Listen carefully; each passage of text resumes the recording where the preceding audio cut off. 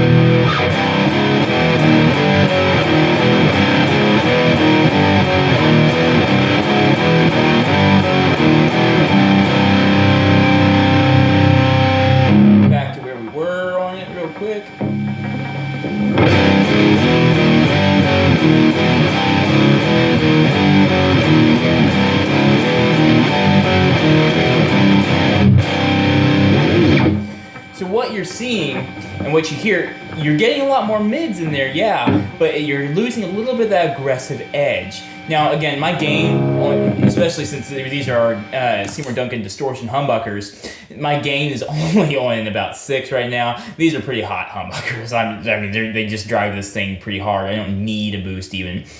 But I'm using one anyway just for some tightness. But when you start pushing that mid-range more, you lose a little bit of that tightness. The guitar tone sounds still pretty good. I actually really like a lot of mids. But when you're putting that all together, you get this big woolly mess of mid-range, and it's very hard to distinguish the two guitar tones apart, and I'm finding myself like, wow. You know, usually you see mid-range as something that your guitar is a mid-range instrument, and a lot of people like mids because it helps you stand out in a mix. But too much of anything can be a bad thing. And I find with mids and heavy metal and a lot of hard rock, when I'm playing guitar with just one guitar, plenty of mids is fine. But when I need to mix, or when I need to use, if I'm using a boost or things like that, I do like to drop my mids down, but I boost the ISF knob. And what that's doing is you're still pushing a more mid-focused tonal signature, but you're cutting out the excess for more of this, and it gets you more of a chainsaw, more of a buzzsaw type of tone. And while I do like a lot of mids, I just find this works best for me and how I'm using them. So with this amp, obviously I don't have a mid EQ for the clean channel, but let me show you how I have my settings on an acoustic guitar amp real quick. So for like acoustic, here's a good example of a different way I'm doing things. For acoustic, I like my mids more than my treble. I actually have my mids a little higher, and my bass is pretty high too, and it's a very even, very well-rounded acoustic guitar tone. It's a much different story than when you're doing a grinding heavy metal tone. I want accentuation, and this nice, just a mid-rangey, warm, woodsy tone with acoustic guitar. That's what I like. That's how I like things sounding. It's a little bit on the brighter side, and it's bright and warm. And it's very, for me, enjoyable. It's very, very elegant sounding, and that's how I prefer to run something like an acoustic guitar amp. My old amplifier, look how I have my clean channel set up.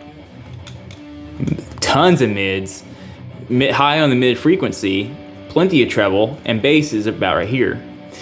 The reason I'm doing that is because this amp I don't use a looper with. It's easy enough for me to just plug in. I can dial in a hot metal tone. I can have my pedals down below set up to with as much mid cut as needed. I don't have the mid shift button even engaged on here. It's just set up the way I like it. And with clean tone, again, it's more like akin to how I run acoustic. It's a bright, warm tone, and I really like that. It's more of on the sparkly side of things. Why is there so much derision over scooping mid-range? Let's talk about it. A lot of people do not like it when you say you scoop your mid-range. It literally hurts them when you say you do it. I find it kind of funny.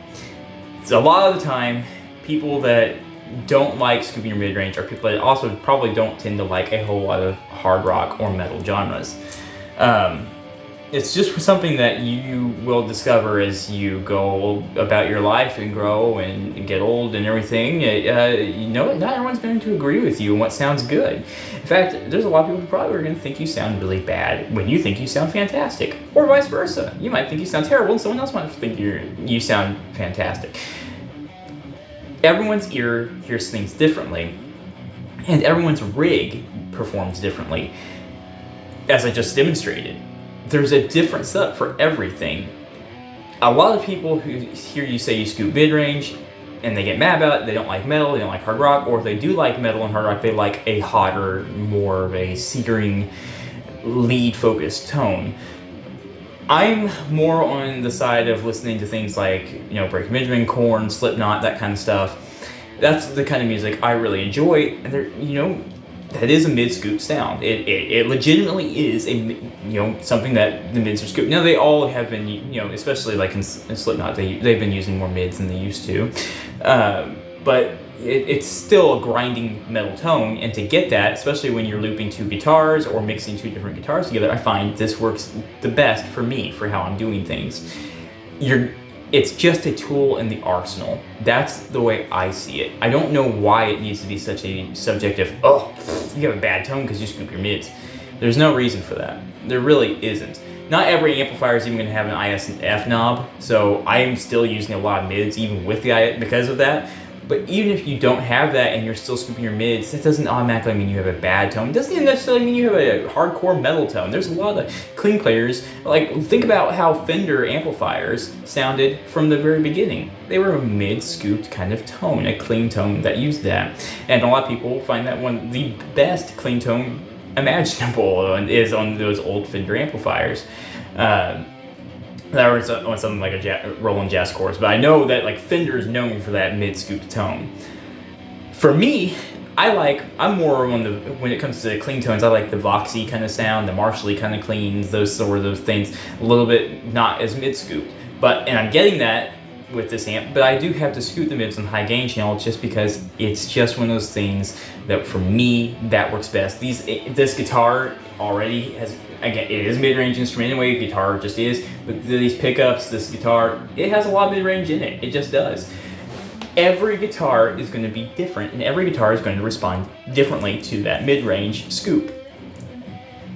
It seems like it's common sense, and it shouldn't be something that causes so much duration. If you need to scoop your mids, you need to scoop them. Don't worry about what anyone else thinks. It's kind of that idea of finding your own tone. What works well for everyone else is not always going to work great for you in any particular one, in every single setting necessarily. It's something I've found over the last 17 years playing guitar, is that there's a lot of times where one tone setting, forgetting it, will not work for everything. It might for you, for me it just does not. And I know there's a lot of guitar players out there that feel like me on that. These tone knobs on my amps change a lot.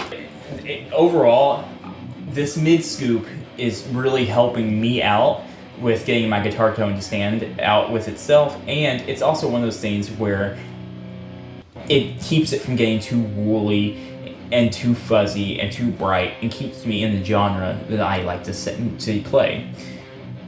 You should explore your EQs. Don't just go, I don't recommend you just getting on the internet, seeing how everyone else sets their tones and just going by it. This is something that is a tool in the arsenal. But if you need tons of mids, by all means, give yourself tons of mids. If you need tons of treble, give yourself tons of treble. You need tons of bass, give yourself. When you hear so many people saying, oh, don't do this, it sounds like crap. Don't do that, it sounds like crap. Well, it might sound like crap to them, but this might be the tone you're after. Don't let other people dictate your tone. That's the main takeaway I'm trying to get from this. If you need to scoop your mids, scoop them. Do not let anyone tell you not to do this if you need to do it for the type of tone you're after. If this is the type of tone that you get and it makes you smile when you're playing, stick with it, unless it doesn't work with your band and you need to do things. Now that's a different thing. If you need to, not everyone that has a tone in a band it's the tone that they absolutely love. Jim Root is well known for saying that the tone he uses with Slipknot is not the tone he would necessarily use on his own, but it works because he needs to be a team player, and for the longest time that was a scooped sound. It worked for the genre, and that's what I'm saying here. If this is what you need to do, by all means, do it. And if this is what makes you smile, by all means, do it. Don't let anyone talk you out of scooping your mids. So yeah, that's all I'm trying to say. I'm not trying to get on my soapbox or anything. I've just been noticing as I looked up even recently, I was trying to figure out some stuff with the ISF knob and how the interaction stuff between the EQ and how to balance everything out for my own music. And as I researched it, I kept finding people being like, oh man, I hate when people scoop with their mids. It sounds like crap. I hate metal. I hate hard rock.